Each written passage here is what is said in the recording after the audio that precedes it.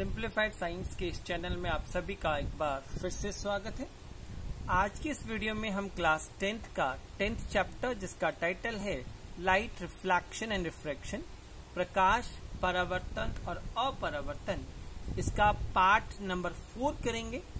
और इस वीडियो में हम आज जो करने वाले हैं वो टॉपिक रहेंगे refraction through a rectangular slab, refractive index, अपरावर्तन, कांच की पट्टी के द्वारा अपरावर्तन और अपवर्तनांक। नाउ सबसे पहले हम बात करेंगे कि अपरावर्तन क्या चीज है। इसे पिछले वीडियो में हमने किया था परावर्तन, रिफ्लेक्शन। बी रिमेंबर, वहां पर रिफ्लेक्शन था, LEC था, और यहां पर RAC है। तो रिफ्लेक्शन और रिफ्रैक्शन दो अलग अलग फिनोमिनन है, दो अलग अलग प्रक्रियाएं हैं। रिफ्लेक्शन के अंतर्गत जो भी हमारी प्रकाश की किरणें हैं वो चमकदार सतह से टकराकर वापस आ जाती है। लेकिन रिफ्रैक्शन में क्या होगा कि हमारी जो प्रकाश की किरणें हैं वो ट्रांसपेरेंट माध्यम से, जो भी हमारा ट्रांसपेरेंट मीडियम है, उसे क्रॉस तो कर जाएंगी, लेकिन क्रॉस करते समय उनके पथ में, उनके पाथ में कुछ चेंजेस आएंगे। अब वो चेंजेस क्यों आते हैं, कैसे आते हैं, अब ये सभी का सभी हमारे पास रहेगा रिफ्रैक्शन के अंदर। तो अब ये देखिए, ये आपने पिक्चर देखी होगी, कई बार आपने फील भी किया होगा कि अगर आप एक कांच के गिलास में जैसे पानी लिया है या कोई भी ट्रांसपेरेंट आपने यहाँ पे लिक्विड ले लिया है, तो जो पेंसिल है वो आपको बेंड नजर आएगी। और इसी तरह से अगर आपने स्पून डाला है तो ये आपका पार्ट आपको टेढ़ा नजर आएगा।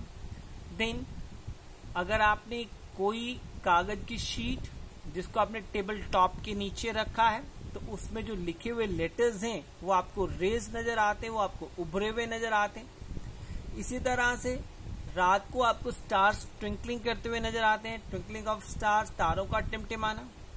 और इवन यदि आप किसी फायर के आगे बैठ जाओ और फायर के थ्रू किसी आप इमेज को देखने की कोशिश करो, तो वो इमेज आपको हिलती हुई प्रतीत होगी। ये जितनी भी प्रक्रियाएं हैं, ये सभी की सभी प्रक्रियाएं रिफ्रैक्शन के कारण होती हैं, अपरावर्तन के कारण होती हैं।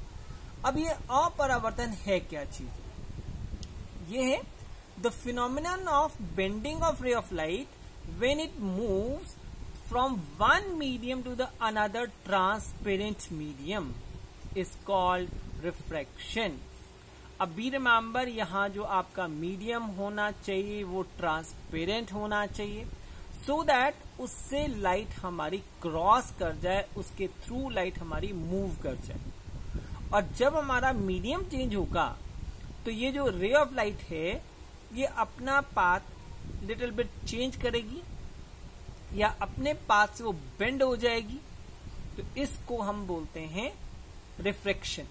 प्रकाश की किरणों का एक पारदर्शी माध्यम से दूसरे पारदर्शी माध्यम में प्रवेश करने पर अपने पथ से मुड़ जाने के प्रक्रम को अपरावर्तन कहते हैं। अब ये जितना भी मटेरियल होगा, ये जो प्रोसेस होगा वो क्यों होगा? It is mainly due to the change in the density of medium, due to which the speed of the light changes.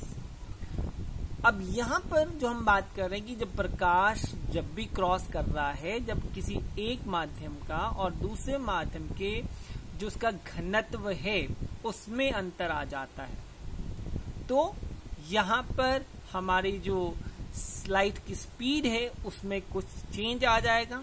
अगर लाइट में चेंज आता है, स्पीड में चेंज आता है, तो उसने अपने पथ से कहीं ना कहीं वो थोड़ा बहुत मुड़ जाएगी। लेकिन एक चीज का ख्याल रखना है, यहाँ पर जब हम डेंसिटी की बात करते हैं, ये डेंसिटी, ये घनत्व हमारा जो वस्तुओं का घनत्व की हम बात करते हैं वो वाला घनत्व नहीं है। This density it is optical density, प्रकाशिक घनत्व की हम बात कर रहे हैं। यहाँ ऑब्जेक्ट की जो simple density mass per unit volume में वो चीज नहीं लेंगे, हम यहाँ पर कंसिडर करेंगे उस ऑब्जेक्ट की ऑप्टिकल डेंसिटी, उस ऑब्जेक्ट का प्रकाशिक घनत्व, कि मतलब कितना वो लाइट को बेंड कर सकता है। अब जब हमारे पास मान लीजिए रेज मुड़ेंगी तो क्या क्या हमारे पास रूल्स रहेंगे। पहला हमारे पास आ गया कि when it enters in a denser medium, again कौन सा डेंसर मीडियम हो गया ये, optical denser medium, from the optical rarer medium, then it bends towards the normal. अब ये देखिए डायग्राम आपके पास है, ये जो बाहर आपके पास एयर रहेगी ये ऑप्टिकल रेयरर मीडियम रहेगा, और ये जो आपकी कांच की स्लैब है ये ऑप्टिकल डेंसर मीडियम हो जाएगी कांच की स्लैब के अंदर। तो अब ये देखिए हमारी रे ऑफ लाइट जा रही है। अब जब तक वो एक मीडियम में है इसका पाथ बिल्कुल स्ट्रेट रहेगा, लेकिन यहां पर इसका क्या हुआ, हमारा मीडियम चेंज होने वाला है, क्योंकि ये ट्रांसपेरेंट है, ये क्रॉस कर जाएगा। तो हमने क्या करना है, यहां पे एक नॉर्मल बना दिया, और जैसे ये ऑप्टिकल रेयरर मीडियम से ऑप्टिकल डेंसर मीडियम में जाएगा, it will bend towards the normal. अब मान लीजिए आपकी रे है, अगर इस रे को जाना है, ये आप देखिए अब आप थोड़ा सा यहाँ बेंड होगी, लेकिन अगर ये बेंड नहीं होती तो शायद हमारी रे ये बिल्कुल स्ट्रेट जाती। तो इट मीन्स ये आपकी स्ट्रेट लाइन है, रे आपका मीडियम ये चेंज नहीं होता तो इसको यहां से सीधा इस वाले पाथ को फॉलो करना था, लेकिन अब ये अंदर की तरफ मुड़ी है, किसकी तरफ गई है, it moves towards the normal, इसलिए बोलते हैं it bends towards the normal. Second point इससे उल्टा आ गया कि अगर वो डेंसर मीडियम से रेयरर मीडियम में जाती, it moves away from the normal. अब मान लीजिए हमने इसको डेंसर के अंदर ही मूव कराया है, अब जब तक एक ही मीडियम, अब ये डेंसर मीडियम है, यहां तक इसका पाथ चेंज नहीं होगा। अब नॉर्मल बना दिया हमने। अब ये देखिए, अब यहां पर आप देखिए, यहां पर एक आपको लाइट कलर की डॉटेड डॉटेड रे आपको नजर आ रही होगी। दिस इज अ रे, जहां पे अगर बेंड नहीं करती तो इस पाथ इसको फॉलो करना चाहिए था, यहां से सीधा स्ट्रेट नीचे को, लेकिन इट इज मूविंग अवे, यहां से दूर चली गई है।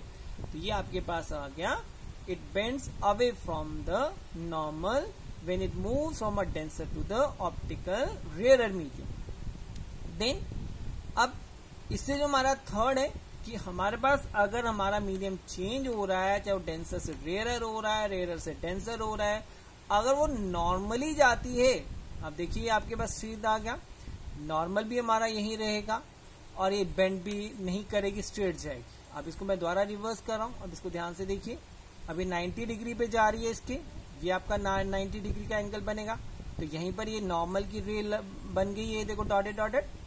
इसका मतलब ये 90 डिग्री पे ये बेंड नहीं करेगी, इट विल मूव स्ट्रेट।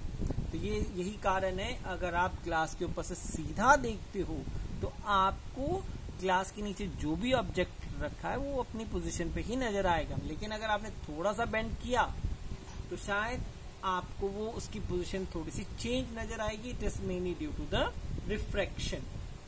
अब ये जो थे इसके रूल्स, अब इसी के हिसाब से हमारे पास अभी ग्लास लैब है, ये आपका प्रैक्टिकल भी है। अब इसमें देखिए ये दोनों तीनों लॉज यहाँ पे इकट्ठे हो जाएंगे, दोनों तीनों रूल्स इकट्ठे हो जाएंगे। ये आपके पास एक आया इंसिडेंट रे, ये नॉर्मल ड्रॉ किया हमने, now it is bending towards the normal like this. अब ये अगर ये मीडियम चेंज नहीं होता तो ये स्ट्रेट लाइन आनी चाहिए थी आगे को।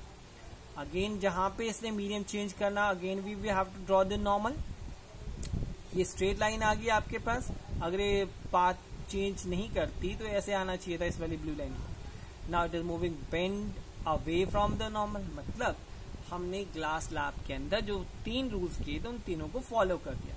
अब ये देखिए, ये वो वाली रे है जो अगर मीडियम चेंज नहीं होता तो हमारी स्ट्रेट आती है, तो और ये वो वाली रे है जो ग्लास स्लैब के थ्रू आ रही है, इसको हम बोलेंगे इमर्जेंट रे। और ये इमर्जेंट रे और जो हमारी एक्चुअली इंसिडेंट रे थी, ये दोनों एक दूसरे के पैरेलल होंगे। अब क्वेश्चन ये उठता है, इससे हमें क्या पता लगा और हमें कैसे पता लगेगा ये बेंड करी है या नहीं की है? अगर बेंड करती हुई तो क्या इसका इफेक्ट होगा? अब इसका इफेक्ट क्या रहेगा, अब इसको हम देखते हैं। उससे पहले अब यहाँ देख लीजिए क्या क्या है हमारे पास। ये एंगल ऑफ इंसिडेंस आ गया, ये हमारे पास एंगल ऑफ रिफ्रैक्शन हो गया, क्योंकि ये अंदर बेंड की है। अगेन ये आपके पास जो बाहर एंगल ऑफ इमर्जेंस हो गया, ठीक है जी। अब उसके इफेक्ट में हम बात कर रहे थे। मान लीजिए आपकी ये पिन है, आप इसको ग्लास स्लैब के दूसरे पार्ट से देखना चाह रहे हो, तो दूसरे पार्ट पे हमें पता है कि जो रे ऑफ लाइट है वो स्ट्रेट जाती है, तो इसका मतलब ये लाइट हमारी स्ट्रेट ऊपर को जानी चाहिए। So this is straight moving upward. तो ये जो पिन थी हमने लगाई है ना, इसकी पोजीशन हमें इसके स्थान पर यहां नजर आएगी। इसका मतलब ये देखिए, ये इतना गैप आ गया। अगर आपने स्लैब से देखा तो आपको यहां नजर आएगा, अदरवाइज एक्चुअल पोजीशन यहाँ है, ठीक है जी। तो ये आपकी है, दिस इज अ रीजन कि हमें पाथ, इसकी जो पोजीशन है या पाथ जो चेंज कर रहा है वो that is mainly due to the refraction. और रिफ्रैक्शन कब होगा? जब भी हमारी जो लाइट की रे है वो एक मीडियम से दूसरे मीडियम में मूव करेगी। मीडियम में भी any, it may be optical rarer, it may be optical denser, denser to rarer, rarer to denser, कुछ भी हो सकता है।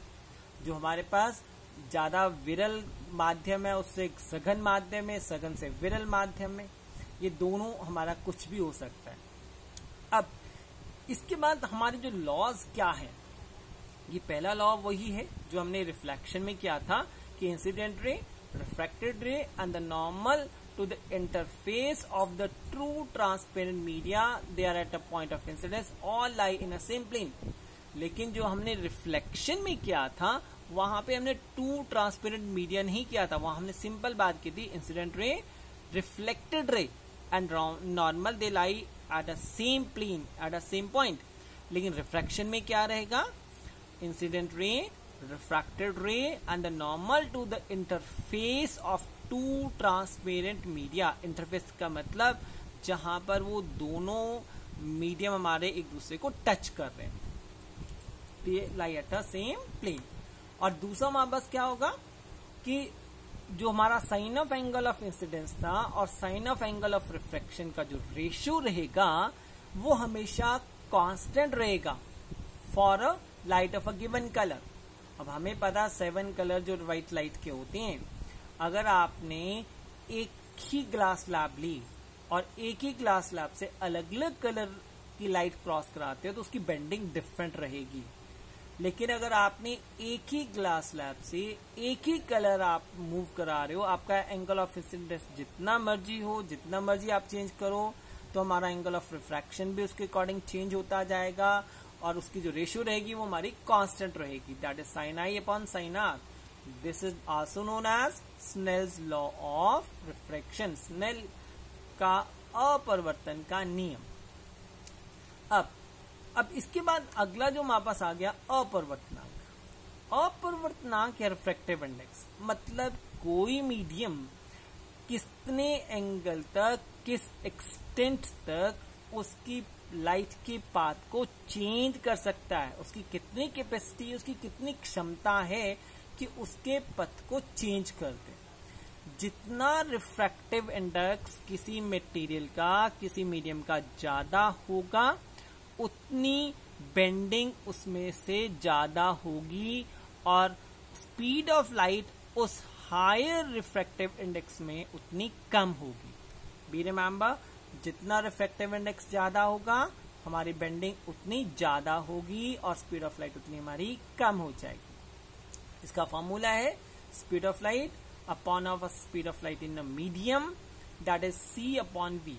अब ये we can write here the air, we can write here the vacuum, और वैक्यूम में स्पीड कितनी होती है 3 × 10⁸ मीटर पर सेकेंड।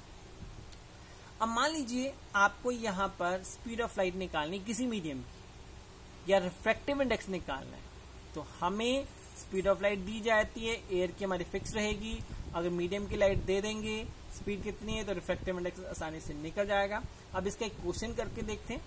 ये क्वेश्चन आपकी बुक का है कि हमारे पास रिफ्रैक्टिव इंडेक्स 1.50 दिया है और प्रकाश में जो चाल है, लाइट की जो एयर में जो इसकी स्पीड है, प्रकाश की वायु में जो चाल है वो 3 × 10⁸ मीटर पर सेकेंड है। तो हमें क्या क्या दिया हुआ है पहले आपने यहां देखना है। अपरिवर्तनांक का मतलब रिफ्रैक्टिव इंडेक्स 1.50 दिया है, ये हमारा फॉर्मूला है speed of light in air, speed of light in a vacuum. तो ऐसे में हमारे पास क्या रहेगा, रिफ्रैक्टिव इंडेक्स कितना था 1.5, ये हमने वैल्यू पुट कर दी। प्रकाश की चाल हमें कितनी दी है एयर में 3 × 10⁸ मीटर पर सेकेंड। हमने क्या निकालना है, उस मीडियम की स्पीड निकालनी कि मीडियम में लाइट की स्पीड कितनी। अब v को मैथमेटिकली क्या करेंगे, क्रिस क्रॉस कर देंगे, v इधर चला गया और जब इसकी कटिंग की तो हमारे पास जो वैल्यू रहेगी 2 × 10⁸ मीटर पर सेकेंड की हमारे पास वैल्यू रहेगी। इतनी स्पीड है किसमें, उस मीडियम के अंदर जिसका रिफ्रैक्टिव इंडेक्स 1.50 और 1.50 जो रिफ्रैक्टिव इंडेक्स है अपवर्तनांक। यहां पर हम ग्लास की बात करें, सिंपल ग्लास की बात करें। अब हमेशा याद रखना है जो भी मीडियम नीचे आएगा, speed of light in that particular medium, refractive index उस मटेरियल का निकलता है जिसकी स्पीड हम नीचे लिखेंगे। मान लीजिए हमारे पास वाटर पहला मीडियम है और वाटर से हमारी जो लाइट है वो किसी ऑयल में जा रही है, तो अगर हम ऊपर लिख दें speed of light in water divided by speed of light इन, जो ऑयल की हम बात करेंगे, तो इसका मतलब ऑयल का जो निकलेगा रिफ्रैक्टिव इंडेक्स ऑफ ऑयल निकलेगा in respect to water, water के संदर्भ में निकलेगा उसका। लेकिन अगर वैसे हमने निकालना है कि पर्टिकुलर रिफ्रैक्टिव इंडेक्स, तो हम वो लेते हैं with respect to the air, vacuum में उसकी स्पीड कितनी है। देन अब इसी के साथ हमारा अगला जो टॉपिक है वो रिफ्रैक्टिव इंडेक्स, ये आपके बुक के अंदर दिया हुआ है कि किस किस का रिफ्रैक्टिव इंडेक्स कितना है। कई बार आपके एग्जाम में पूछ लिया जाता है कि क्राउन ग्लास का रिफ्रैक्टिव इंडेक्स कितना है, डायमंड का रिफ्रैक्टिव इंडेक्स कितना है। अब ये आपसे बात की थी कि रिफ्रैक्टिव इंडेक्स कितना, जितना ज्यादा होगा बेंडिंग उतनी ज्यादा है। अब यहाँ पर एक एनसीईआरटी का क्वेश्चन है कि डायमंड का रिफ्रैक्टिव इंडेक्स 2.42 है, व्हाट इट मींस, इसका मतलब ये है कि जब लाइट इसके अंदर एंटर करेगी तो बहुत अधिक मात्रा में अपने पाथ से बेंड करेगी। और डायमंड की कटिंग ऐसी होती है कि वो बेचारी जो लाइट अंदर एंटर की है डायमंड के अंदर बार बार रिफ्लेक्ट होती रहती है, अंदर ही रिफ्लेक्ट होती रहती है, उससे ऐसे लगता है कि हमारा जो डायमंड है वो शाइन कर रहा है। यही हमारे पास हिंदी मीडियम में यही है, ये बुक में पूरा टेबल दिया है। और इसी के साथ साथ आप सभी का बहुत बहुत धन्यवाद।